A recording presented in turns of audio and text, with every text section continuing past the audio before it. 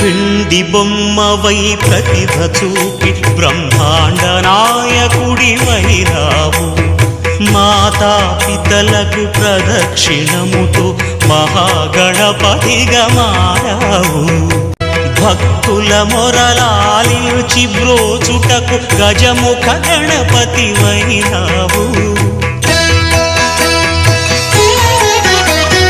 బ్రహ్మాండమునే బొజ్జలో దాచి లంబోదరుడవు అయినావు.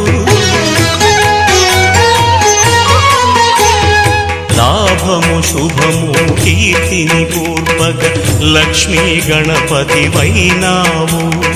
వేద పురాణములఖిల శాస్త్రములు కళలు చాటును నీ వైభవం.